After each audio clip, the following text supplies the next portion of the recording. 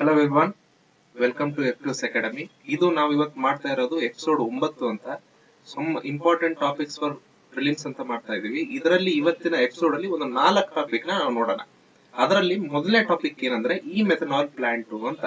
ಇದು ಯಾಕೆ ಈ ಮೆಥನಾಲ್ ಪ್ಲಾಂಟ್ ನ್ಯೂಸ್ ಅಲ್ಲಿ ಇದೆ ಅಂತಂದ್ರೆ, ಇದನ್ನ ಎಲ್ಲಿ ಮಾಡಿದಾರೆ ಅಂದ್ರೆ ಅಸ್ಸಾಂ ಅಲ್ಲಿ ಮಾಡಿದ್ದಾರೆ. ಅಸ್ಸಾಂ ಅಲ್ಲಿ ಅಸ್ಸಾಂ ಪೆಟ್ರೋಕೆಮಿಕಲ್ ಲಿಮಿಟೆಡ್ ನೋಡಿ ಇಲ್ಲಿದೆ, ಅಸ್ಸಾಂ ಪೆಟ್ರೋಕೆಮಿಕಲ್ ಲಿಮಿಟೆಡ್ ಜೊತೆಗೆ ದೀನ್ ದಯಾಳ್ ಪೋರ್ಟ್ ಅಥಾರಿಟಿ ಕಾಣ್ಲ ಇದೆಯಲ್ಲ, ಇವ್ರು ಇಬ್ರು ಸೇರ್ಬಿಟ್ಟು ಒಂದು ಈ ಮೆಥನಾಲ್ ಪ್ಲಾಂಟ್ ನ, ಗ್ರೀನ್ ಮೆಥನಾಲ್ ಪ್ಲಾಂಟ್ ನ ಮಾಡ್ಬೇಕು ಅಂತ ಒಂದು ಮಾಡಿದ್ದಾರೆ. ಏನಿದೆ ಈ ಮೆಥನಾಲ್ ಅಂದ್ರೆ, ಈ ಮೆಥನಾಲ್ ಅಂದ್ರೆ ಒಂದು ಎಲೆಕ್ಟ್ರೋ ಮೆಥನಾಲ್ ಅಂತ ಹೇಳಿ. ಇದು ಒಂದು ಗ್ರೀನ್ ಫ್ಯೂಲ್. ಆಮೇಲೆ ಇದನ್ನ ಮ್ಯಾರಿಟೈಮ್ ಯೂಸಸ್ ಅಲ್ಲಿ ಯೂಸ್ ಮಾಡ್ತಾರೆ. ಯಾಕಂದ್ರೆ ಶಿಪ್ ಗೋಸ್ಕರನು ಇದನ್ನ ಫ್ಯೂಲ್ ಆಗಿ ಯೂಸ್ ಮಾಡ್ತಾರೆ. ಶಿಪ್ ನ ಚಲನೆ ಮಾಡೋದಕ್ಕೋಸ್ಕರ, ಟ್ರಾನ್ಸ್ಪೋರ್ಟೇಶನ್ ಗೋಸ್ಕರ ಇದನ್ನ ಫ್ಯೂಲ್ ಆಗಿ ಯೂಸ್ ಮಾಡ್ತಾರೆ. ಆಯ್ತಾ? ಇದನ್ನ ಯಾವ ರೀತಿ ಮಾಡಿರ್ತಾರೆ ಅನ್ನೋದಾದ್ರೆ, ಇದನ್ನ ನಾವು ಗ್ರೀನ್ ಹೈಡ್ರೋಜನ್ ಮತ್ತೆ ಕ್ಯಾಪ್ಚರ್ಡ್ CO2 ನ ಯೂಸ್ ಮಾಡ್ಕೊಂಡ್ಬಿಟ್ಟು ಅದ್ರ ಮುಖಾಂತರ ಎಲೆಕ್ಟ್ರಿಸಿಟಿನ ಪಾಸ್ ಮಾಡ್ಬಿಟ್ಟು ಈ ಮೆಥನಾಲ್ ನ ಪ್ರೊಡ್ಯೂಸ್ ಮಾಡ್ತಾರೆ. ಅರ್ಥ ಆಯ್ತಾ? ನಂತರ ಇದು ಒಂದು ಕಾರ್ಬನ್ ನ್ಯೂಟ್ರಲ್ ಆಲ್ಟರ್ನೇಟಿವ್ ಫ್ಯೂಲ್. ಜೊತೆಗೆ ದಿನಕ್ಕೆ 150 ಟನ್ ಪರ್ ಡೇ ಪ್ರೊಡಕ್ಷನ್ ಮಾಡುವಂತ ಕೆಪಾಸಿಟಿ ಇದಕ್ಕೆ ಇದೆ. ಈ ಪ್ಲಾಂಟ್ ಅಲ್ಲಿ ಒಂದು ಹೊಸ ಟೆಕ್ನಾಲಜಿನ ಯೂಸ್ ಮಾಡಿದ್ದಾರೆ. ಏನಂದ್ರೆ ಪವರ್ ಟು ಎಕ್ಸ್ ಟೆಕ್ನಾಲಜಿ ಅಂತ ಯೂಸ್ ಮಾಡಿದ್ದಾರೆ. ಏನ್ ಮಾಡುತ್ತೆ ಇದು ರಿನ್ಯೂವಬಲ್ ಎಲೆಕ್ಟ್ರಿಸಿಟಿ ಇರುತ್ತೆ. ರಿನ್ಯೂವಬಲ್ ಎಲೆಕ್ಟ್ರಿಸಿಟಿ ಅಂತಂದ್ರೆ ಹೈಡ್ರೋ ಎಲೆಕ್ಟ್ರಿಕ್ ಪವರ್ ಆಗಿರ್ಬೋದು, ಸೋಲಾರ್ ಎಲೆಕ್ಟ್ರಿಕ್ ಪವರ್ ಆಗಿರ್ಬೋದು. ಈ ಎಲೆಕ್ಟ್ರಿಸಿಟಿನ ಯೂಸ್ ಮಾಡ್ಕೊಂಡ್ಬಿಟ್ಟು ಲಿಕ್ವಿಡ್ ಫ್ಯೂಯಲ್ ಈ ಮೆಥನಾಲ್ ಆಗಿ ಕನ್ವರ್ಟ್ ಮಾಡೋದಕ್ಕೆ ಯೂಸ್ ಮಾಡ್ತಾರೆ. ಎಲೆಕ್ಟ್ರೋ ಮೆಥನಾಲ್ ಆಗಿ ಯೂಸ್ ಮಾಡ್ತಾರೆ. ಹಾಗಾಗಿ ಇದು ಸಸ್ಟೈನಬಲ್ ಕೂಡ.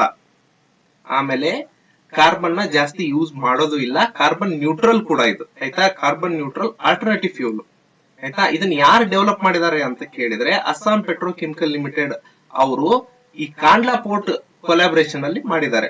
ಇದನ್ನ ಮೇನ್ ಆಗಿ ಯಾಕೆ ಯೂಸ್ ಮಾಡ್ತಾರೆ ಅಂತಂದ್ರೆ, ಮರಿನ್ ಅಲ್ಲಿ ಶಿಪ್ಸ್ ಇರುತ್ತಲ್ವಾ, ಮರಿನ್ ಅಂತಂದ್ರೆ ಸಾಗರದಲ್ಲಿ ಶಿಪ್ಸ್ ಇರುತ್ತಲ್ವಾ, ಆ ಶಿಪ್ ಗಳಿಗೆ ಫ್ಯೂಲ್ ಆಗಿ ಯೂಸ್ ಮಾಡ್ತಾರೆ. ನೆನಪಿರ್ಲಿ, ಇದರಿಂದ ಫಾಸಿಲ್ ಫ್ಯೂಲ್ಸ್ ನ ನಾವು ಕಡಿಮೆ ಯೂಸ್ ಮಾಡಬಹುದು. ಫಾರ್ ಎಕ್ಸಾಂಪಲ್ ಡೀಸೆಲ್ ನ ಜಾಸ್ತಿ ಯೂಸ್ ಮಾಡ್ತಾರೆ. ಡೀಸೆಲ್ ಬದಲಿಗೆ ಈ ಮೆಥನಾಲ್ ನ ಯೂಸ್ ಮಾಡ್ಬಿಟ್ಟು ನಾವೇನ್ ಮಾಡ್ತೀವಿ, ಶಿಪ್ಸ್ ನ ರನ್ ಮಾಡ್ತೀವಿ. ಇದರಿಂದ ನಾವು ಕಾರ್ಬನ್ ಕ್ಯಾಪ್ಚರ್ ಮಾಡಿ ಇದನ್ನ ಜಾಸ್ತಿ ಯುಟಿಲೈಸ್ ಮಾಡ್ಕೋಬಹುದು. ಅದೇ ಕಾರ್ಬನ್ ನ ಯುಟಿಲೈಸ್ ಮಾಡ್ಕೊಂಡು ನಮ್ಮ ಟಾರ್ಗೆಟ್ ಇದೆ 2070ಗೆ ನೆಟ್ ಝೀರೋ ಟಾರ್ಗೆಟ್ ಇದೆ. ಅದನ್ನ ರೀಚ್ ಮಾಡೋದಕ್ಕೋಸ್ಕರ ಇದು ತುಂಬಾ ಹೆಲ್ಪ್ ಆಗಿದೆ. ಅರ್ಥ ಆಗಿದೆ ಅಂತ ಅನ್ಕೊಳ್ತೀನಿ. ಇದ್ರದೊಂದಿಷ್ಟು ಸಿಗ್ನಿಫಿಕೆನ್ಸ್ ನೋಡೋದಾದ್ರೆ ಏನಂತಂದ್ರೆ, ಗ್ರೀನ್ ಹೌಸ್ ಗ್ಯಾಸ್ ಎಮಿಷನ್ ಏನಿದೆಯಲ್ಲ ಅದನ್ನ ತುಂಬಾ ರೆಡ್ಯೂಸ್ ಮಾಡುತ್ತೆ. ಜೊತೆಗೆ ಶಿಪ್ಪಿಂಗ್ ಇಂಡಸ್ಟ್ರಿ ಮತ್ತೆ ಶಿಪ್ಪಿಂಗ್ ಅಂಡ್ ಮರೀನ್ ಇಂಡಸ್ಟ್ರಿ ಒಳಗೆ ಗ್ರೀನ್ ಹೌಸ್ ಗ್ಯಾಸ್ ಎಮಿಷನ್ ತುಂಬಾ ರಿಡ್ಯೂಸ್ ಆಗಿ ಆಲ್ಟರ್ನೇಟಿವ್ ಫ್ಯೂಲ್ ಇಂದ ಶಿಪ್ ಅನ್ನ ನಾವು ರನ್ ಮಾಡ್ತೀವಿ. ಅದ್ರ ಜೊತೆಗೆ ನಮ್ಮ ಒಂದು ನ್ಯಾಷನಲ್ ನೆಟ್ ಝೀರೋ ಟಾರ್ಗೆಟ್ ಏನಿದೆ 2070ನ, ಅದನ್ನ ಅಚೀವ್ ಮಾಡೋದ್ರಲ್ಲೂ ಇದು ಒಂದು ಅಲ್ಟಿಮೇಟ್ ಗೋಲ್ ಆಗಿ, ಅಲ್ಟಿಮೇಟ್ ರೂಟ್ ಆಗಿ ನಾವು ಕನ್ಸಿಡರ್ ಮಾಡ್ತೀವಿ. ನಾವು ಇದ್ರ ಜೊತೆಗೆ ಎನರ್ಜಿ ಸೆಕ್ಯೂರಿಟಿನೂ ಕೂಡ ಸ್ಟ್ರೆಂಥನ್ ಮಾಡ್ಕೋತೀವಿ. ಯಾಕಂದ್ರೆ ನಾವು ಇವಾಗ ನೀವು ನೋಡಿರ್ಬೋದು, ಇರಾನ್ ಮತ್ತೆ USA, ಇಸ್ರೇಲ್ ಯುದ್ಧ ನಡೀತಿರ್ಬೇಕಾದ್ರೆ ನಮಗೆ ಪೆಟ್ರೋಲ್ ಸಿಗ್ತಾ ಇಲ್ಲ, ಡೀಸೆಲ್ ಸಿಗ್ತಾ ಇಲ್ಲ, LPG ಸಿಗ್ತಾ ಇಲ್ಲ. ಇವಾಗ ಶಿಪ್ಸ್ಗೂ ನಾವು ಡೀಸೆಲ್ ನೇ ಯೂಸ್ ಮಾಡ್ತೀವಿ, ಪೆಟ್ರೋಕೆಮಿಕಲ್ಸ್ ನೇ ಯೂಸ್ ಮಾಡೋದ್ರಿಂದ ಅದು ಮುಂದೆ ತೊಂದರೆ ಆಗುತ್ತೆ ಅನ್ನೋ ದೂರದೃಷ್ಟಿಯಿಂದ ಇಟ್ಕೊಂಡು ಇವಾಗ್ಲೇ ನಾವು ಎನರ್ಜಿ ಸೆಕ್ಯೂರ್ ಆಗಿ ನೋಡ್ಕೋಬೇಕು. ಎನರ್ಜಿ ಸೆಕ್ಯೂರ್ ಆಗಿ ಅಂದ್ರೆ ಏನು, ಸೋಲಾರ್ ಎನರ್ಜೀಸ್ ಯೂಸ್ ಮಾಡ್ಬೇಕು, ಎಲೆಕ್ಟ್ರಿಕ್ ಎನರ್ಜೀಸ್ ಯೂಸ್ ಮಾಡ್ಬೇಕು. ಜೊತೆಗೆ ಈ ರೀತಿ ಮೆಥನಾಲ್ ಎನರ್ಜೀಸ್ ನ ಯೂಸ್ ಮಾಡಬೇಕು. ಮೆಥನಾಲ್ ನ ಫ್ಯೂಲ್ ಆಗಿ ಯೂಸ್ ಮಾಡ್ತಾ ಹೋದ್ರೆ ಮುಂದೆ ನಮ್ದು ಎನರ್ಜಿ ಸೆಕ್ಯೂರಿಟಿ ಸ್ಟ್ರಾಂಗ್ ಆಗುತ್ತೆ. 100% ಆಗಲ್ಲ, ಬಟ್ ಆದ್ರೆ ಕೆಲವೊಂದು ಸಂದರ್ಭದಲ್ಲಿ ವಿ ಕ್ಯಾನ್ ಅಚೀವ್ 50%. ಅದನ್ನ ಮಾಡಿದ್ರೆ 50% ಇದನ್ನ ಮಾಡ್ಕೋಬಹುದು. ಆಯ್ತಾ? ಇವಾಗ ಇದು ಅರ್ಥ ಆಯ್ತು ಅನ್ಕೋತೀನಿ. ನೆಕ್ಸ್ಟ್ ಇನ್ನೊಂದು ಟಾಪಿಕ್ ಏನಂದ್ರೆ ರಿವೈಸ್ಡ್ ಗ್ರೀನ್ ಇಂಡಿಯಾ ಮಿಷನ್ ಅಂತ. ನೆನ್ಪಿಟ್ಕೊಳ್ಳಿ, ಗವರ್ಮೆಂಟ್ ಆಫ್ ಇಂಡಿಯಾ ಮೊದಲು ಒಂದು ಗ್ರೀನ್ ಇಂಡಿಯಾ ಮಿಷನ್ ಪ್ಲಾನ್ ಅನ್ನ ಮಾಡಿದ್ರು. ಅದನ್ನ ಇವಾಗ ರಿವೈಸ್ ಮಾಡಿದ್ದಾರೆ. ಏನ್ ರಿವೈಸ್ ಮಾಡಿದ್ದಾರೆ? 2021ರಲ್ಲಿ ಮಾಡಿದ್ರು. ಅದನ್ನ 2021ರಿಂದ 2030 ತನಕ ಅಂದ್ರೆ 10 ಇಯರ್ಸ್ ಗೆ ರಿವೈಸ್ಡ್ ಗ್ರೀನ್ ಇಂಡಿಯಾ ಮಿಷನ್ ಅನ್ನ ಮಾಡಿದ್ದಾರೆ. ಯಾಕಾಗಿ ಮಾಡಿದ್ದಾರೆ? ನಮ್ ದೇಶದಲ್ಲಿ 33% ನಾವು ಫಾರೆಸ್ಟ್ ಕವರ್ ನ ಇಟ್ಕೋಬೇಕು ಅಂತ ಹೇಳುತ್ತೆ. ಆದ್ರೆ ಇದೆಯಾ? ಇಲ್ಲ. ಎಷ್ಟಿದೆ ಅನ್ನೋದನ್ನ ಕಾಮೆಂಟ್ ಮಾಡಿ ತಿಳಿಸಿ. ಆಯ್ತಾ? ಕರ್ನಾಟಕದಲ್ಲೂ ಎಷ್ಟಿದೆ ಅನ್ನೋದನ್ನ ಕಾಮೆಂಟ್ ಮಾಡಿ ತಿಳಿಸಿ.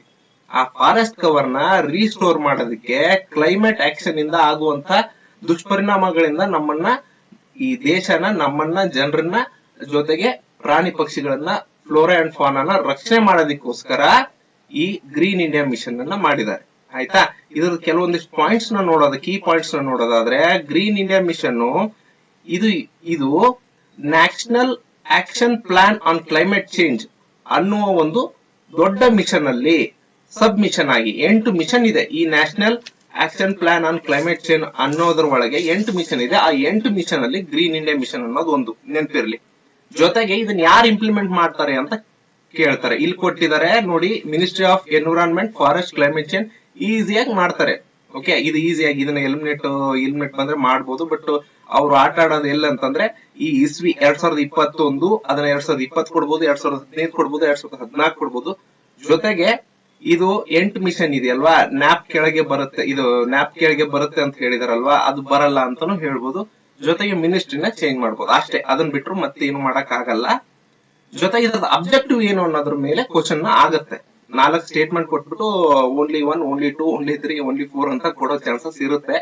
ಯಾಕಂದ್ರೆ environment related, science related questions ಸ್ವಲ್ಪ ಟಫ್ ಆಗೋದ್ರಿಂದ, IFOS ಇದೇ ಪೇಪರ್ ಅಲ್ಲಿ ಪ್ರಿಲಿಮ್ಸ್ ಅಲ್ಲಿ ಬರೆಯೋದ್ರಿಂದ ಎನ್ವಿರಾನ್ಮೆಂಟ್ ರಿಲೇಟೆಡ್ ಕರೆಂಟ್ ಅಫೇರ್ಸ್ ಮತ್ತೆ ಎನ್ವಿರಾನ್ಮೆಂಟ್ ರಿಲೇಟೆಡ್ ಟಾಪಿಕ್ಸ್ ಗೆ ತುಂಬಾನೇ ವೇಟೇಜ್ ಇದೆ. ದಯವಿಟ್ಟು ಸ್ವಲ್ಪ ಗಮನ ಇಟ್ಟು ಕೇಳಿ, ಆಯ್ತಾ.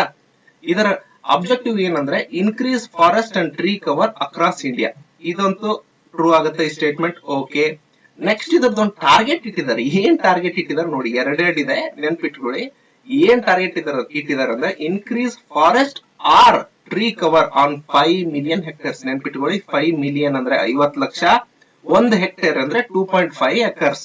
ಅದನ್ನ 50 ಇದು ಇಲ್ಲಿ ನೋಡಿ, 5 ಮಿಲಿಯನ್ ಹೆಕ್ಟೇರ್ಸ್ ಅಂತ ಆದ್ರೂ ಕೊಡ್ಬೋದು, ಅಥವಾ 50 ಲ್ಯಾಕ್ ಹೆಕ್ಟೇರ್ಸ್ ಅಂತ ಆದ್ರೂ ಕೊಡ್ಬೋದು. ಎರಡು ಸರಿನೇ. ಇಲ್ಲಿ ನಾವು 5 ಮಿಲಿಯನ್ ಕೊಟ್ಟಿದೀವಿ ಅಂತ ಅಷ್ಟು ಮಾತ್ರ ಅನ್ಕೊಳ್ಳೋದಲ್ಲ, ಸ್ವಲ್ಪ ಗೊತ್ತಿರ್ಬೇಕು. ಹೆಕ್ಟೇರ್ಸ್ ನ ಎಕರೆ ಆಗಾದ್ರೂ ಕೊಡಬಹುದು, ನೆನ್ಪಿಟ್ಕೊಳ್ಳಿ.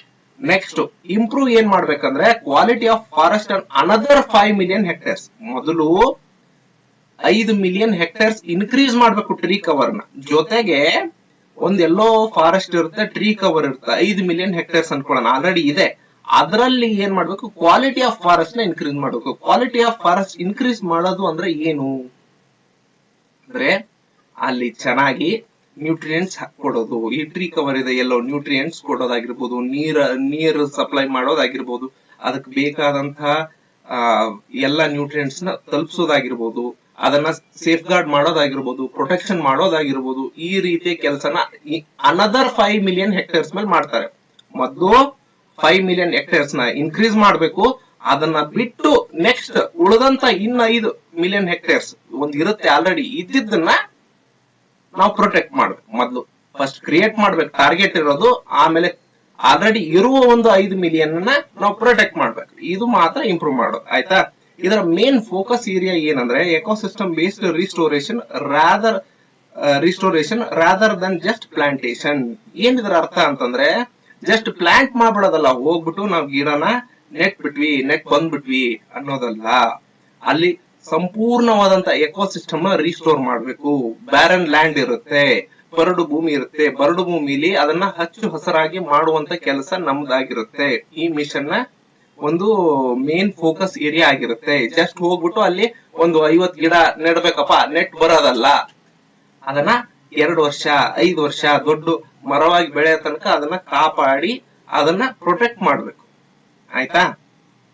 ನೆಕ್ಸ್ಟ್ ಇದು ಯಾವ್ದ್ರ ಮೇಲೆ ಎಂಫಸಿಸ್ ಮಾಡುತ್ತೆ, ಮೇನ್ ಆಗಿ ಲ್ಯಾಂಡ್ಸ್ಕೇಪ್ ಬೇಸ್ಡ್ ಪ್ಲಾನಿಂಗ್. ಏನಂದ್ರೆ Himalayas, western Ghats, mangrove etcetera ಇದ್ರ ತರ ಅಲ್ಲಿ ಲ್ಯಾಂಡ್ಸ್ಕೇಪ್ ಅಲ್ಲಿ ಒಂದು ಪ್ಲಾನಿಂಗ್ ಮಾಡ್ಬಿಟ್ಟು ಅಲ್ಲಿ ದೊಡ್ಡ ವಾಸ್ಟ್ ಏರಿಯಾದಲ್ಲಿ ಟ್ರೀ ಕವರ್, ಫಾರೆಸ್ಟ್ ಕವರ್ ನ ಇನ್ಕ್ರೀಸ್ ಮಾಡ್ಬೇಕು. ಇದ್ರ ಜೊತೆಗೆ ಇದು ಏನ್ ಎನ್ಕರೇಜ್ ಮಾಡುತ್ತಂದ್ರೆ ಕಮ್ಯುನಿಟೀಸ್ ಇರುತ್ತಲ್ವಾ, ಜಾಯಿಂಟ್ ಫಾರೆಸ್ಟ್ ಮ್ಯಾನೇಜ್ಮೆಂಟ್ ಕಮ್ಯುನಿಟಿ. ಇದ್ರ ಮೇಲೆ ಒಂದು ಮೇನ್ಸ್ KS ಮೇನ್ಸ್ ಅಲ್ಲಿ ಕ್ವಶನ್ ಆಗಿದೆ. ಇದೊಂದು ಟಾಪಿಕ್ ಕೂಡ ಇದೆ, ಇಲ್ಲಿ ನೆನಪಿರ್ಲಿ.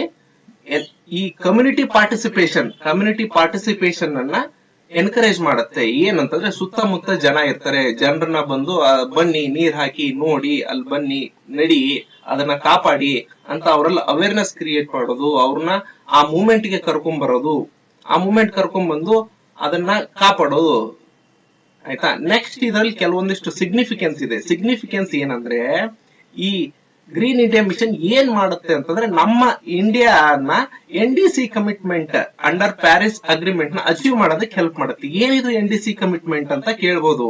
ನ್ಯಾಷನಲಿ ಡಿಟರ್ಮೈನ್ಡ್ ಕಮಿಟ್ಮೆಂಟ್ಸ್ ಅಂತ ಕರಿತೀವಿ ಇದನ್ನ. ಅದನ್ನ INDC ಅಂತ ಕರಿತಿದ್ವಿ, ಅದನ್ನ ಆಕ್ಚುಲಿ NDC ಅಂತಾನು ಕರೀತಾರೆ. ಪ್ಯಾರಿಸ್ ಅಗ್ರಿಮೆಂಟ್ ಅಲ್ಲಿ ಏನಾಗುತ್ತೆ ಅಂತಂದ್ರೆ 1.5 ಡಿಗ್ರಿ ಸೆಲ್ಸಿಯಸ್ ಕಡಿಮೆ ಅಲ್ಲಿಗಿಂತ ತಾಪಮಾನವನ್ನ ಟೆಂಪರೇಚರ್ ನ ರೆಡ್ಯೂಸ್ ಮಾಡಬೇಕು. ಪ್ರೀ ಇಂಡಸ್ಟ್ರಿಯಲ್ ಎರಾಕ್ಕೆ ಸಂಬಂಧಪಟ್ಟಂತೆ ಅಲ್ಲಿರುವಂತ ಟೆಂಪರೇಚರ್ ನ ಇವಾಗಿನ ಟೆಂಪರೇಚರ್ ನ ಕಂಪೇರ್ ಮಾಡಿ ನಾ ಟೆಂಪರೇಚರ್ ನೆಕ್ಸ್ಟ್ 100 ಇಯರ್ಸ್ ಅಲ್ಲಿ 1.5 ಡಿಗ್ರಿಗಿಂತ ಕಡಿಮೆ ಮಾಡಬೇಕು ಅನ್ನೋದು ಒಂದು ಕಮಿಟ್ಮೆಂಟ್. ಆ ಕಮಿಟ್ಮೆಂಟ್ ಅಲ್ಲಿ ಕ್ಲೈಮೇಟ್ ಚೇಂಜ್ ಆಗದೆ ಇರೋ ತರ ಗ್ರೀನ್ ಹೌಸ್ ಜಾಸ್ತಿ ಕಾರ್ಬನ್ ಡೈಆಕ್ಸೈಡ್ ನ ಬಿಡೋದಾಗಿರ್ಬಹುದು, ಆಮೇಲೆ ಫಾಸಿಲ್ ಫ್ಯೂಲ್ ನ ಯೂಸ್ ಮಾಡೋದಾಗಿರ್ಬಹುದು, ಕಾರ್ಬನ್ ರಿಲೇಟೆಡ್ ಇದನ್ನ ಜಾಸ್ತಿ ಮಾಡಬಾರದು ಅನ್ನೋದಕ್ಕೆ ಒಂದು ನ್ಯಾಷನಲಿ ಡಿಟರ್ಮೈನ್ಡ್ ಕಮಿಟ್ಮೆಂಟ್ಸ್ ಅಂತ ಕಾಂಟ್ರಿಬ್ಯೂಷನ್ಸ್ ಅಂತ ಮಾಡಿದ್ದಾರೆ. ಅದು ಪ್ರತಿ ದೇಶನೂ ಮಾಡುತ್ತೆ, ಬಟ್ ಇದು ಬೈಂಡಿಂಗ್ ಇಲ್ಲ, ನೆನ್ಪಿರ್ಲಿ. ಬೈಂಡಿಂಗ್ ಇಲ್ಲ, ಬೈಂಡಿಂಗ್ ಇದೆ ಅಂತ ಅನ್ಕೋಬಹುದು, ಬೈಂಡಿಂಗ್ ಇಲ್ಲ. ಬೈಂಡಿಂಗ್ ಇಲ್ಲ ಅಂತಂದ್ರೆ ಅರ್ಥ ಅಂದ್ರೆ ಕಂಪಲ್ಸರಿಯಾಗಿ ಮಾಡ್ಬೇಕಾ? ಕಂಪಲ್ಸರಿಯಾಗಿ ಮಾಡುವ ಅವಶ್ಯಕತೆ ಇಲ್ಲ, ನೆನ್ಪಿರ್ಲಿ, ಆಯ್ತಾ.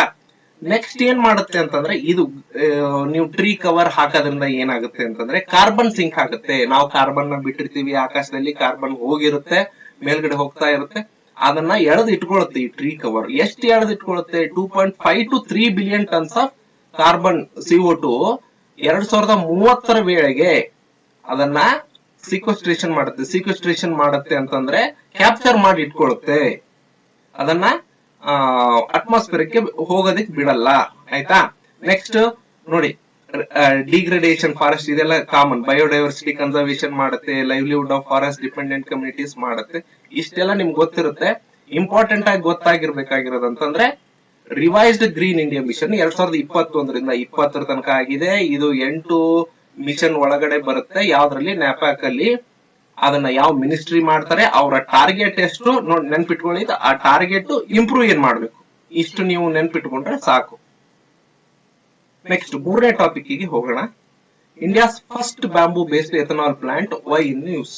ಅದನ್ನ ನೆನ್ಪಿಟ್ಕೊಳ್ಳಿ. ನಾವು ಎಥನಾಲ್ ನ 2 ಕಾನ್ಸೆಪ್ಟ್ ಮಾಡಿದ್ವಿ ಇವತ್ತು. ಫಸ್ಟ್ ಮಾಡಿದ್ದು ಈ ಎಥನಾಲ್, ಇವಾಗ ಮಾಡ್ತಾ ಇರೋದು ಬ್ಯಾಂಬೂ ಬೇಸ್ಡ್ ಎಥನಾಲ್. ನೋಡಿ, ಯಾವ್ದು ಇಂಡಿಯಾಸ್ ಫಸ್ಟ್ ಇರುತ್ತೆ, ವರ್ಲ್ಡ್ ಫಸ್ಟ್ ಇರುತ್ತೆ, ಅದರಲ್ಲೂ ಎನ್ವಿರಾನ್ಮೆಂಟ್ ರಿಲೇಟೆಡ್ ಅಲ್ಲಿ ಯಾವ್ದು ಫಸ್ಟ್ ಇರುತ್ತೆ ಅದನ್ನು ತುಂಬಾ ಕೇಳ್ತಾರೆ, ಅದು ಗಮನ ಇಟ್ಕೋಬೇಕು. ಇವಾಗ ನೋಡಿ, ನಮ್ಮ ದೇಶದಲ್ಲಿ first bamboo based second generation ethanol ರಿಫೈನರಿನ ಮಾಡಲಾಗಿದೆ. ಎಲ್ಲಿ ಸೆಟಪ್ ಮಾಡಲಾಗಿದೆ ಅಂದ್ರೆ ಇದು ಅಸ್ಸಾಮಲ್ಲೇ, ನೆನ್ಪಿಟ್ಕೊಳ್ಳಿ. ಅದು ಅಸ್ಸಾಮಲ್ಲೇ, ಇದು ಅಸ್ಸಾಮಲ್ಲಿ. ನುಮ್ಲಿಗರ್ ರಿಫೈನರಿ ಅಸ್ಸಾಮಲ್ಲಿ ಮಾಡಿದ್ದಾರೆ.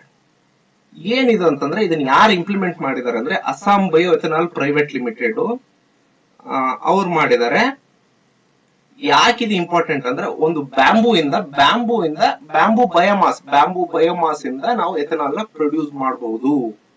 60,000 kilo litre of ethanol per year. ನೆನ್ಪಿಟ್ಕೊಳ್ಳಿ, 60,000 kilo litre of ethanol per year ನಾವು ಬ್ಯಾಂಬೂ ಇಂದ ಪ್ರೊಡ್ಯೂಸ್ ಮಾಡಬಹುದು. ನಮಗ್ ಒಂದು ಪ್ರಶ್ನೆ ಬರೋದು ಏನಂತಂದ್ರೆ ಅಸ್ಸಾಂ ಅಥವಾ ನಾರ್ತ್ ಈಸ್ಟ್ ಅಲ್ಲೇ ಯಾಕೆ ಇದನ್ನ ಅಲ್ಲಿ ಪ್ರೊಡಕ್ಷನ್ ಸ್ಟಾರ್ಟ್ ಮಾಡಿದ್ರು, ಯಾಕೆ ಅದರ್ ಪಾರ್ಟ್ ಆಫ್ ಇಂಡಿಯಾಲ್ ಮಾಡಲಿಲ್ಲ, ಸೆಂಟ್ರಲ್ ಇಂಡಿಯಾಲ್ ಯಾಕೆ ಮಾಡಲಿಲ್ಲ, ನಾರ್ದರ್ನ್ ಇಂಡಿಯಾದಲ್ಲಿ ಯಾಕೆ ಮಾಡಲಿಲ್ಲ, ವೆಸ್ಟರ್ನ್ ಇಂಡಿಯಾದಲ್ಲಿ ಯಾಕೆ ಮಾಡಲಿಲ್ಲ, ಸದರ್ನ್ ಇಂಡಿಯಾದಲ್ಲಿ ಯಾಕೆ ಮಾಡಲಿಲ್ಲ ಅನ್ನೋದು ಒಂದು ಪ್ರಶ್ನೆ. ಆದ್ರೆ ಯಾಕಂದ್ರೆ north eastern India is the highest grower of bamboo, ನೆನಪಿರ್ಲಿ, ಆಯ್ತಾ. ಇದು ನೋಡಿ, ಬ್ಯಾಂಬೂನ ಯಾಕಾಗಿ ಯೂಸ್ ಮಾಡ್ತಿದ್ರು ಅಂದ್ರೆ feedstock instead of food crops. ಇದನ್ನ ಫೀಡ್ ಸ್ಟಾಕ್ ಆಗಿ ಯೂಸ್ ಮಾಡ್ತಾ ಇದ್ರು, ಫುಡ್ ಕ್ರಾಪ್ಸ್ ಬದಲಾಗಿ, ಆಯ್ತಾ. ಜೊತೆಗೆ ನಾರ್ತ್ ಇಲ್ಲಿ ಹೇಳಿದಾರೆ ನೋಡಿ, bamboo is abundant in north East India. ಆಮೇಲೆ ಅಲ್ಲಿ ತುಂಬಾ ಜಾಸ್ತಿನೇ ಗ್ರೋ ಮಾಡ್ತಾರೆ. ದಟ್ ಇಸ್ ಎನ್ವಿರಾನ್ಮೆಂಟ್ಲಿ ಫ್ರೆಂಡ್ಲಿ ಕೂಡ ಆ ಕಡೆ, ಆಯ್ತಾ. ನಮ್ಮದೊಂದು ಪ್ರೋಗ್ರಾಮ್ ಇದೆ, ಎಥನಾಲ್ ಬ್ಲೆಂಡಿಂಗ್ ಪ್ರೋಗ್ರಾಮ್ ಅಂತ. ಅದನ್ನ ನೆಕ್ಸ್ಟ್ ಕ್ಲಾಸ್ ಅಲ್ಲಿ ಮಾಡ್ತೀವಿ. ಎಥನಾಲ್ ಬ್ಲೆಂಡಿಂಗ್ ಪ್ರೋಗ್ರಾಮ್ ಅಂದ್ರೆ ಪೆಟ್ರೋಲ್ಗೆ ಮತ್ತೆ ಡೀಸೆಲ್ಗೆ ಕೆಲವೊಂದಿಷ್ಟು ಪರ್ಸೆಂಟೇಜ್ ಆಫ್ ಎಥನಾಲ್ ನ ಬ್ಲೆಂಡ್ ಮಾಡ್ಬಿಟ್ಟು, ಅಂದ್ರೆ E15, E20 ಅಂತ ಇದೆ. 15% of ethanol, 20% of ethanol, D20 ಆ ತರ ಪ್ರೋಗ್ರಾಮ್ಸ್ ಇದೆ. ಅದನ್ನ ನೆಕ್ಸ್ಟ್ ಕ್ಲಾಸ್ ಅಲ್ಲಿ ಮಾಡ್ತೀನಿ. ಇದನ್ನ ಎಥನಾಲ್ ನ ಬ್ಲೆಂಡ್ ಮಾಡ್ಬಿಟ್ಟು ಪೆಟ್ರೋಲ್ಗೆ ಡೀಸೆಲ್ಗೆ ಹಾಕ್ತಾರೆ. ಅದು ಒಂದು ಇಶ್ಯೂನೂ ಆಗಿತ್ತು, ಅದು ನಿಮ್ಗೂ ಎಲ್ಲರಿಗೂ ಗೊತ್ತಿದೆ ಅಂತ ಅನ್ಕೋತೀನಿ. ಇವಾಗ ಸದ್ಯಕ್ಕೆ ನಮ್ ಟಾರ್ಗೆಟ್ ಏನಿದೆ ಅಂದ್ರೆ 20% ಎಥನಾಲ್ ಬ್ಲೆಂಡಿಂಗ್ ಆಗ್ಬೇಕು ಪೆಟ್ರೋಲ್ ಅಲ್ಲಿ. ಅಂದ್ರೆ ನಾವು 20% ಪೆಟ್ರೋಲ್ ನ ಉಳಿಸ್ತೀವಿ ಅಂತ ಕ್ರೂಡ್ ಆಯಿಲ್ ಇಂಪೋರ್ಟ್ಸ್ ನ. ಏನಾಗುತ್ತೆ ಅಂತಂದ್ರೆ this reduces the dependence on crude oil imports. ಹೌದು, ಬಟ್ ಎಷ್ಟರ ಮಟ್ಟಿಗೆ ನೋಡಿ, ಜಸ್ಟ್ ನಮ್ಮ ಟಾರ್ಗೆಟ್ ಇರೋದು 20% ಎಥನಾಲ್ ಅಷ್ಟೇ. ಅಂದ್ರೆ 80% ಪೆಟ್ರೋಲ್ ಬೇಕೇ ಬೇಕು, 20% ಮಾತ್ರ ಎಥನಾಲ್. ಬಟ್ ಅಟ್ಲೀಸ್ಟ್ 100 ರೂಪಾಯಿಯಲ್ಲಿ 20 ರೂಪಾಯಿನಾದ್ರೂ ನಾವು ಉಳಿಸ್ತೀವಿ, ನಮ್ಮಲ್ಲೇ ಅದು ವಾಪಸ್ಸು ಬಳಕೆ ಆಗುತ್ತೆ, ಬೇರೆ ದೇಶಕ್ಕೆ ಹೋಗಲ್ಲ ಅನ್ನೋದು ಒಂದು ಮಾತ್ರ ನಮ್ಗೆ ಖುಷಿ ವಿಚಾರ ಅಷ್ಟೇ. ಇದು ಏನಾಗತ್ತಂದ್ರೆ ಸಸ್ಟೈನಬಲ್ ಬಯೋಫ್ಯೂಲ್ ಪ್ರೊಡಕ್ಷನ್. ಯಾಕಂದ್ರೆ ಇದು ಪದೇ ಇದು this is sustainable over A period of time, ಆಯ್ತಾ. ಆಮೇಲೆ ಬ್ಯಾಂಬೂ ಫಾರ್ಮರ್ಸ್ ಇರ್ತಾರಲ್ವಾ ನಾರ್ತ್ ಈಸ್ಟರ್ನ್ ಇಂಡಿಯಾದಲ್ಲಿ, ಅವ್ರಿಗೆ ಉತ್ತೇಜನ ಸಿಗುತ್ತೆ, ಅವ್ರಿಗೆ ಪ್ರಮೋಟ್ ಮಾಡ್ದಂಗ ಆಗುತ್ತೆ. ನೀವು ಬೆಳಿರಿ, ಬ್ಯಾಂಬೂನ ಬೆಳಿರಿ, ನಿಮ್ಗೆ ಇನ್ಕಮ್ ಸಿಗುತ್ತೆ ಅಂತ ಹೇಳಿ ಅದನ್ನ ಪ್ರಮೋಟ್ ಮಾಡಬಹುದು. ಆಮೇಲೆ ಇಲ್ಲಿ ಬ್ಯಾಂಬೂ ಬಯೋಮಾಸ್ ಅಂದ್ರೆ that is a bamboo waste. ಆ ವೇಸ್ಟ್ ಅನ್ನ ನಾವು ಎನರ್ಜಿಯಾಗಿ ಯೂಸ್ ಮಾಡ್ತೀವಿ. This can be A very good crucial point for our bio economy developments, ಆಯ್ತಾ. ಇದು ಅರ್ಥ ಆಗಿದೆ ಅನ್ಕೋತೀನಿ. ಇದ್ರ ಮೇಲೆ ಕ್ವಶನ್ ಕೇಳಬಹುದು. ಏನೇನ್ ಕೇಳಬಹುದು ಅಂತಂದ್ರೆ, ಫಸ್ಟ್ ಎಲ್ಲಾಗಿದೆ, ಅದರದ್ದು ಪ್ಲೇಸಸ್ ಏನು, ಅದರದ್ದು ಇಂಪಾರ್ಟೆನ್ಸ್ ಏನು ಅನ್ನೋದನ್ನ ಕೇಳ್ತಾರೆ. ಅದ್ರ ಜೊತೆಗೆ ಅಲ್ಲೇ ಯಾಕಾಗಿದೆ ಅನ್ನೋದಾದ್ರೂ ಪ್ರಶ್ನೆ ಮಾಡಿದ್ರು ಮಾಡಬಹುದು. ನಾರ್ತ್ ಈಸ್ಟರ್ನ್ ಇಂಡಿಯಾದಲ್ಲಿ ಅಸ್ಸಾಂ ಇದೆಯಲ್ಲ, ಅಸ್ಸಾಂ ಬದಲಿ ಸಿಕ್ಕಿಂ ಕೊಡಬಹುದು, ಆಯ್ತಾ, ನೆನ್ಪಿರ್ಲಿ. ನೆಕ್ಸ್ಟ್ ಟಾಪಿಕ್ ಏನಂತಂದ್ರೆ SAIME ಮಾಡೆಲ್, ಸೈಮ್ ಮಾಡೆಲ್ ಅಂತ ಕರಿತೀವಿ. ಏನಿದು, ಯಾಕಾಗಿ ನ್ಯೂಸ್ ಅಲ್ಲಿ ಇದೆ, ಅಷ್ಟು ಇಂಪಾರ್ಟೆಂಟ್ ಇದು ಅಂತ ಕೇಳೋದಾದ್ರೆ, yes, it is very very important. ಯಾಕೆ ಇಂಪಾರ್ಟೆಂಟ್, ಏನಿದೆ ಅನ್ನೋದನ್ನ ಸ್ವಲ್ಪ ಈ ಲೆಕ್ಚರ್ ಅಲ್ಲಿ ನೋಡೋಣ ಬನ್ನಿ. ಸೈಮ್ model from the Sundarban receive the global recognition from food and agriculture organisation. FAO Rome ಅಲ್ಲಿ ಇದೆ, ಇಟಲಿ, ನೆನಪಿರ್ಲಿ. ಇದು UN ಆರ್ಗನೈಸೇಷನ್ ಒಂದು ಬಾಡಿ, ಆಯ್ತಾ. ಸೈಮ್ ಅಂದ್ರೆ ಏನು, ಇದ್ರದ್ದು ಅಕ್ರಾನಿಮ್ ನೋಡೋಣ. ಇದ್ರದ್ದು ಏನಂದ್ರೆ sustainable aquaculture in mangrove ecosystem. ನೋಡಿ, ಸುಂದರ್ಬನ್ ಅಲ್ಲಿ world's biggest largest mangrove ecosystem ಇದೆ ಅಂತ ಗೊತ್ತು. ಅಲ್ಲಿ ಒಂದು ಸಸ್ಟೈನಬಲ್ ಅಕ್ವಾಕಲ್ಚರ್ ಮಾಡೋದಕ್ಕೆ, ಆ ಮ್ಯಾಂಗ್ರೋ ಎಕೋಸಿಸ್ಟಮ್ ಅಲ್ಲಿ ಮಾಡೋದಕ್ಕೆ ಒಂದು ಪ್ರೋಗ್ರಾಮ್ ಇದೆ. ಏನದು, FAO ನೆನಪಿರ್ಲಿ. ಇದನ್ನ ಯಾರು ಡೆವಲಪ್ ಮಾಡಿದ್ರು ಅನ್ನೋದನ್ನು ನೋಡಿ. Nature environment and wildlife society, ಇದನ್ನ ನ್ಯೂಸ್ ಅಂತಾನೂ ಕರೀತಾರೆ. ಇದನ್ನ ಯಾರು ಇಂಪ್ಲಿಮೆಂಟ್ ಮಾಡಿದ್ರು ಅನ್ನೋದನ್ನು ಕೇಳ್ತಾರೆ. Sundarban region of West Bengal. ಇದನ್ನ ನಿಮಗೆ ಉಲ್ಟಾ ಮಾಡಿ ಅಥವಾ ರಿವರ್ಸ್ ಮಾಡಿ ಕೇಳ್ಬೋದು. Developed by Sundarban region of West Bengal ಅಂತ ಹೇಳ್ಬೋದು, ಇಂಪ್ಲಿಮೆಂಟೆಡ್ ಬೈ ನ್ಯೂಸ್ ಅಂತ ಹೇಳ್ಬೋದು. ದಯವಿಟ್ಟು ಇದನ್ನ ಗಮನ ಇಟ್ಟು ಇಲ್ಲಿ ನೋಡ್ಕೊಳ್ಳಿ. ಇದನ್ನ ಡೆವಲಪ್ ಮಾಡಿದವರು nature environment and wildlife society ಮಾತ್ರ, ಇಂಪ್ಲಿಮೆಂಟ್ ಮಾಡಿದವರು Sundarban region of West Bengal, ಆಯ್ತಾ, ನೆನ್ಪಿರ್ಲಿ. ಜೊತೆಗೆ it integrates mangrove conservation with the shrimp aquaculture. Shrimp aquaculture ಅಂದ್ರೆ ಏನು, ನಮ್ ಕಡೆ ಸಿಗಡಿ ಮೀನು ಅಂತ ಕರಿತೀವಿ ನಾವು, ನೀವು ನೆನ್ಪಿರ್ಬೋದು. ಆ ಸಿಗಡಿ ಮೀನುಗಳನ್ನ ಸಸ್ಟೈನಬಲ್ ಆಗಿ ಅಲ್ಲಿ ಬೆಳೆಯೋದು, ಎಲ್ಲಿ ಮ್ಯಾಂಗ್ರೋ ಕನ್ಸರ್ವೇಶನ್ ಮಾಡ್ತಾ ಸಿಗಡಿ ಮೀನುಗಳನ್ನ ಬೆಳೆಯೋದು, ಆಯ್ತಾ. ನೆಕ್ಸ್ಟ್, ಇದು ಏನ್ ಎನ್ಶೂರ್ ಮಾಡುತ್ತೆ ಅಂದ್ರೆ 5-30% ಮ್ಯಾಂಗ್ರೋ ಕವರೇಜ್ ಇನ್ ಅಕ್ವಾಕಲ್ಚರ್ ಪಾಂಡ್ಸ್. ಅಕ್ವಾಕಲ್ಚರ್ ಪಾಂಡ್ಸ್ ಇರುತ್ತೆ, ಅಕ್ವಾಕಲ್ಚರ್ ಪಾಂಡ್ಸ್ ಅಲ್ಲಿ ಒಂದು ಮ್ಯಾಂಗ್ರೋ ಕವರೇಜ್ ನ ಇನ್ಕ್ರೀಸ್ ಮಾಡಬಹುದು. ಜೊತೆಗೆ ಏನ್ ಯೂಸಸ್ ಅಂತಂದ್ರೆ, natural ecosystem service instead of chemicals. ಏನ್ ಯೂಸ್ ಮಾಡುತ್ತೆ, ಕೆಮಿಕಲ್ಸ್ ಹಾಕೋದನ್ನ. ಈಗ ಅಲ್ಲಿ ಅಕ್ವಾಕಲ್ಚರ್ ಶ್ರಿಂಪ್ ನ ಬೆಳೀತಾ ಇದ್ದಾರೆ, ಸಿಗಡಿ ಮೀನನ್ನ ಬೆಳೀತಾ ಇದಾರೆ ಅಂತಂದ್ರೆ, ನಿಮ್ಗೆ ನ್ಯಾಚುರಲ್ ಆಗಿ ಅದಕ್ಕೆ ಫುಡ್ ಬೇಕಾಗುತ್ತೆ, ಅದಕ್ಕೆ ಕೆಮಿಕಲ್ಸ್ ಬೇಕಾಗುತ್ತೆ, ಅದನ್ನ ಕ್ಲೀನ್ ಮಾಡ್ಬೇಕಾಗುತ್ತೆ. ಬಟ್ ಆ ಎಲ್ಲಾ ಕೆಲಸವನ್ನ ಈ ಮ್ಯಾಂಗ್ರೋ ಎಕೋಸಿಸ್ಟಮ್ ಮಾಡುತ್ತೆ. ಇಲ್ಲಿ ಆ ಕೆಮಿಕಲ್ಸ್ ಗೆ ಅದರ ಅವಶ್ಯಕತೆ ಇರಲ್ಲ. ಆಮೇಲೆ ಅಲ್ಲಿ ಒಂದು ತುಂಬಾ ಇಂಪಾರ್ಟೆಂಟ್ ಆದ ಒಂದು ಶ್ರಿಂಪ್ ಅನ್ನ ಬೆಳಿತಾರೆ. ಏನದಂತಂದ್ರೆ ಬ್ಲಾಕ್ ಟೈಗರ್ ಶ್ರಿಂಪ್ ಅಂತ. ಇದನ್ನ ಕೇಳ್ಬೋದು. Block tiger shrimp was in news ಅಂತ ಕೇಳ್ಬಿಟ್ಟು ಅದ್ರ ಮುಂದೆ ಇದ್ರ ಸೈಂಟಿಫಿಕ್ ನೇಮ್ ಕೊಟ್ಬಿಟ್ಟು ಕೇಳ್ಬೋದು. ಇದನ್ನ ದಯವಿಟ್ಟು ನೆನ್ಪಿಟ್ಕೊಳ್ಳಿ. ಎಲ್ಲಿ ಜಾಸ್ತಿ ಬೆಳಿತಾರೆ ಅಂದ್ರೆ ಸುಂದರ್ಬನ್ ಅಲ್ಲಿ ಬೆಳಿತಾರೆ, ಆಯ್ತಾ. ಇದ್ರ ಜೊತೆಗೆ ಇದು community based coastal resource management ನ ತುಂಬಾ ಅತ್ಯುತ್ತಮವಾಗಿ ಯುಟಿಲೈಸ್ ಮಾಡ್ಕೊಳ್ಳೋದಕ್ಕೆ ಎನ್ಕರೇಜ್ ಮಾಡುತ್ತೆ, ನೆನ್ಪಿರ್ಲಿ. ಅದರದ್ದು ಏನ್ ಸಿಗ್ನಿಫಿಕೆನ್ಸ್ ಅಪ್ಪ ಅಂತಂದ್ರೆ, it enhances the climate resilience and coastal protection. ಹೌದಾ ಅಲ್ವಾ. ಈಗ ಲೋಕಲ್ ಫಿಶ್ ಫಾರ್ಮರ್ಸ್ ಇರ್ತಾರೆ, ಅವ್ರಿಗೆ ಇನ್ಕಮ್ ಇನ್ಕ್ರೀಸ್ ಮಾಡತ್ತಲ್ವಾ. ಇದೇನು ಸಸ್ಟೈನಬಲ್ ಅಕ್ವಾಕಲ್ಚರ್ ಪ್ರಾಕ್ಟೀಸಸ್ ನ ಇನ್ಕ್ರೀಸ್ ಮಾಡುತ್ತೆ. ಯಾವುದೇ ಕೆಮಿಕಲ್ಸ್ ಯೂಸ್ ಮಾಡಲ್ಲ, ಯಾವುದೇ ಔಟ್ಸೈಡ್ ಮಟೀರಿಯಲ್ಸ್ ಯೂಸ್ ಮಾಡಲ್ಲ. ಅಲ್ಲೇ ಇರುವ ಮ್ಯಾಂಗ್ರೋ ರಿಸೋರ್ಸ್, ಮ್ಯಾಂಗ್ರೋ ಎಕೋಸಿಸ್ಟಮ್ ಅಲ್ಲಿ ಏನ್ ಫುಡ್ ಪ್ರೊಡಕ್ಷನ್ ಆಗುತ್ತೆ ಆ ಮ್ಯಾಂಗ್ರೋ ಪ್ಲಾಂಟ್ಸ್ ಗಳಿಂದ, ಅದೇ food production is used for shrimps, ಆಯ್ತಾ. ಕೆಮಿಕಲಿ ಫ್ರೀ ಇರುತ್ತೆ ಕೆಲವು ಹಂತದ ತನಕ. ಆಮೇಲೆ ಇದು at the same time biodiversity conservation ಮತ್ತೆ ಬ್ಲೂ ಎಕಾನಮಿ ಬಗ್ಗೆ ಒಂದು ಸಪರೇಟ್ ಆಗಿ ಕ್ಲಾಸ್ ಮಾಡ್ತೀನಿ. It was very much in news. Blue ಎಕಾನಮಿನ ಮತ್ತೆ ಬಯೋಡೈವರ್ಸಿಟಿ ಕನ್ಸರ್ವೇಶನ್ ಗೆ ತುಂಬಾ ಸಹಾಯಕ ಆಗಿದೆ ಅಂತ ಅನ್ಕೋಬಹುದು. ಇದು ಇವತ್ತಿನ 4 ಟಾಪಿಕ್ಸ್. ನಿಮ್ಗೆ ಚೆನ್ನಾಗಿದ್ರೆ ಹೇಳಿ, ಇನ್ನು ಏನಾದ್ರೂ ಇದರಲ್ಲಿ ಇಂಪ್ರೂವ್ ಆಗ್ಬೇಕಂದ್ರೆ ಹೇಳಿ. Okay, thank you.